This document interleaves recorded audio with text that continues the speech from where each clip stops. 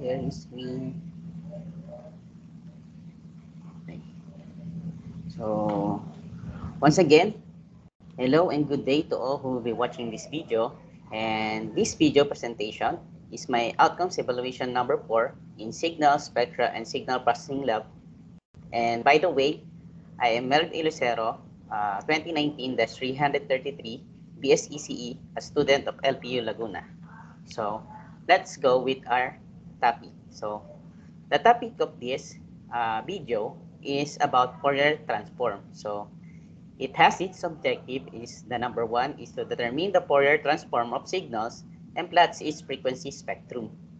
Then the other one is acquire data from microphones and analyze its frequency content.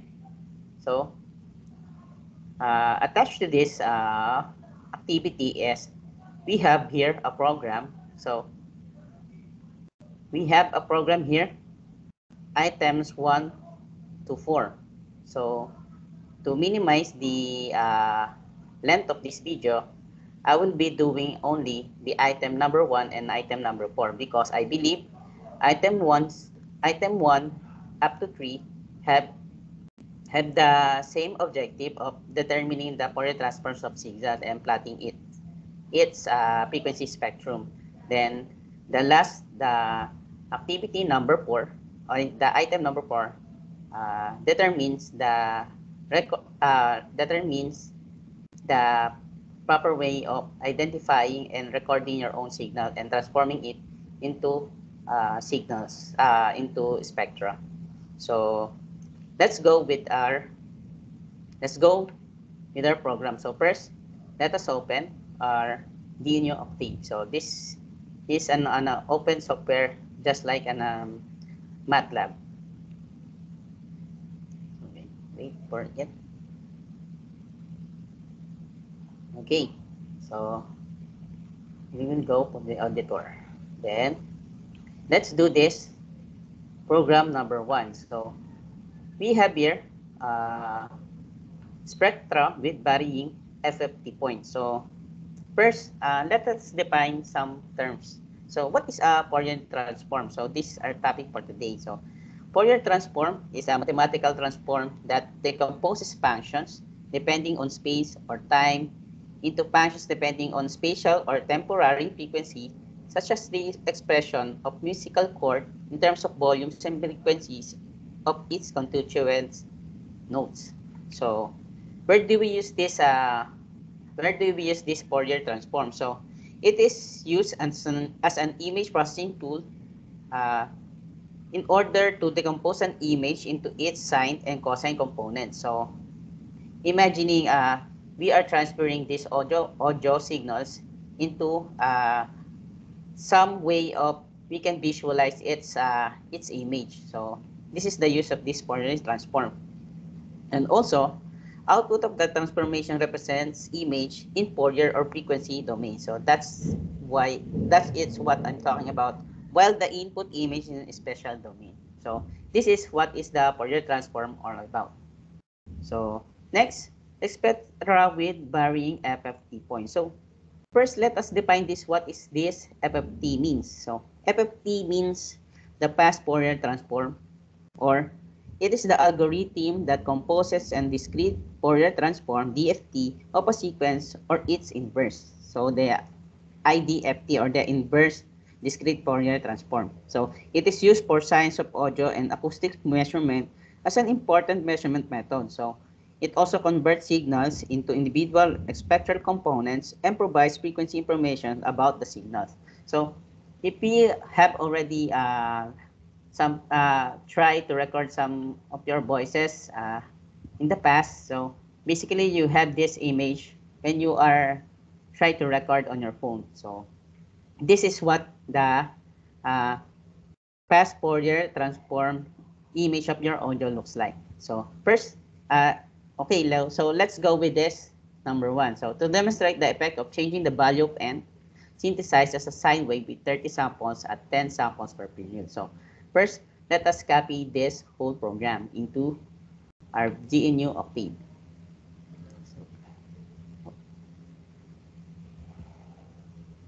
Okay. Then we have there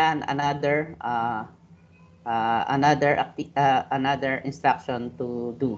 So after doing this, after plotting the signal first. Okay. Okay. Okay. So we have transferred this, then we have to look for this image first. So in able to do that, we have to say it first. So it is OE number 4. Then I will be naming this as first. Okay. Direct below the path. So this is what the program looked like. So we have here a tree diagram or a plot that have 3 components. So let us define this, what the program says. So the N in the first is the setting 30 samples for the sine function. Then, so this is basically what is the formula or the equation of the sine. Then this is the N1, N2, N3. So this is the number of points, or the number of the FFT points that these subplots have. So in first, it has 64, N is equal to 64. So basically, the FFT means, or the past Fourier transform means, the value here, 64, means there are 64 points here. Okay, so N2, which has 128, it has a number of 120 points here in the, or data points here in the plot. Then lastly, the N is equal to 256. So basically, you can see here the graph that more plot or more points that it have, causing it to have a very thick or a bold, just like a bold line here. So this is because of the number of the FFT points.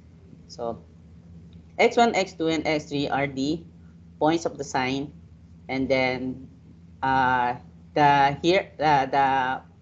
bottom part is the figure 1. So this is basically identifies or the parameters of each part. So we have here a 311 subplot. So basically we have here a 3 rows and a 1 column. Then this one represents the location of each part. So the N64 will be in 1, so that is why it is in the top layer. The 2, that's causing it to become in the middle, and the 3 causing it to the lowermost part of the graph. Okay, so this is the parameters of the axis, so 0, 1, 0, 20. Then the title here, that's why it causes here. So that is why we have this diagram or plot here. Okay, so there's another instruction here in the item number 1. So now set N1 is equal to 30. So what does the resulting plot look like, and explain why.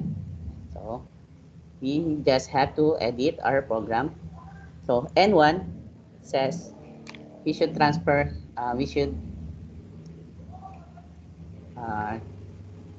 change it to 30. 64 will be changed to 30. Then we'll try to run it. So first, we should close this one. Then try to run it.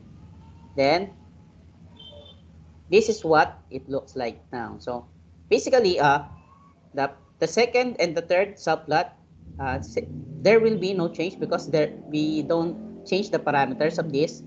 But the 30, which is what the instruction says to change 64 to 30.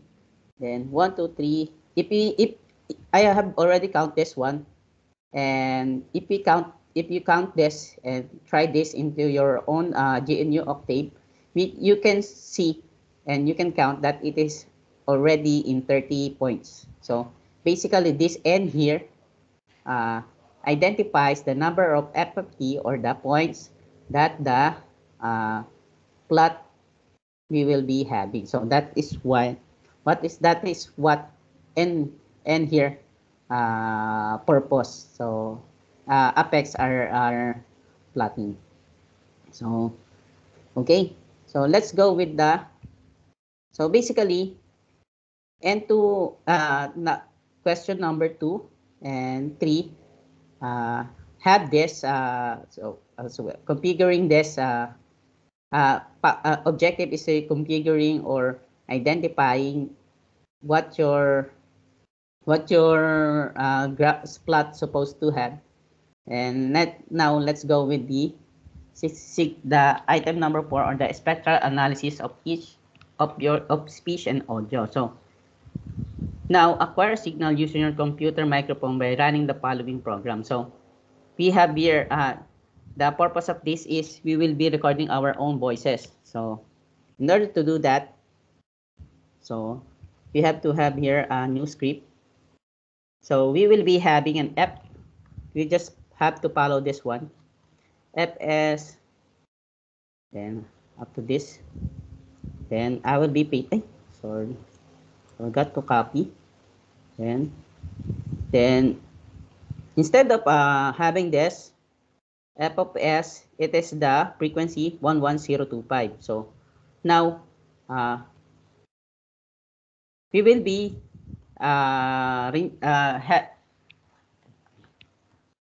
okay, so we will be changing these codes into record, because this example only runs into MATLAB, but we are using a GNU Octave software for this. So that is why the software cannot recognize these codes. So that's why we will be changing this into y is equal to record, then change the values. So the first one, the first number defines the duration of your recording. Then since we have already identified and we have already a variable for this frequency, we will be just input the variable here. Then next is you'll be using the sound. So this sound is recognized by the GNU Octave. Then lastly, we have to now plot the played audio in a figure by typing in the command prompt. So we'll be using this, that the GNU Octave recognize our program. So instead of 5, I will be using 1. Then we'll try to run this one, but first we have to save this. So I will be this 4. I'll be having this as 4. So save. Then we will try to record this. And we will try. No, I'm sorry. So it's okay. Okay, it's okay. So this is the image of what we are saying. So this we will try to record this. So this is the image of our recording or our voice of our audio that we have. So this basically. So this 11025 is the frequencies that we have. So this stays for 3 seconds. Okay. Then another example, another instructions are attached here. So plot also the periodogram by adding the following lines of codes. So periodogram, so by having this codes or the program, you will be able to see the periodogram it has. So M is equal to the length. So this is the length of the acquired signal that we will be having. The N, power 2 next power M. It is the transform length to power of 2. Then Y2 is equal to FFT YN. So this is the discrete Fourier transform of our recorded audio. Then also we have this as F is equal to 0 N minus 1 multiplied to Fs divided by N. So this is our frequency range. Then power is equal to Y2 multiplied to the conjugate of the Y2 divided by N. Then power of the DFT. So this DFT is the discrete Fourier transform. So this is the parameters of the figure 2 that we will be having. So this is the image that it will present. Okay, so the plot F power. So this is because of this. Then we have here a label. Then this axis is the set axis to voice frequency. So let us try this. So, maybe we will be having a new record here. Yeah, record. Okay. We have now a two graph. So this is the audio sample that we have, and this is the periodogram of what is the image of our recorded video. Okay, so the periodogram has here the 0, while the recorded video is here just like a frequency, sorry, but a waveform, while this periodogram just like a histogram, so a normal from 0 though the frequency that we have. So okay, so that's basically uh, okay, so that's basically what are what is the laboratory exercise number 4 all about the Fourier transform. So that is what I learned regard to this topic, and thank you very much for watching. I hope you know you have known something for me. Thank you very much for watching, and God bless.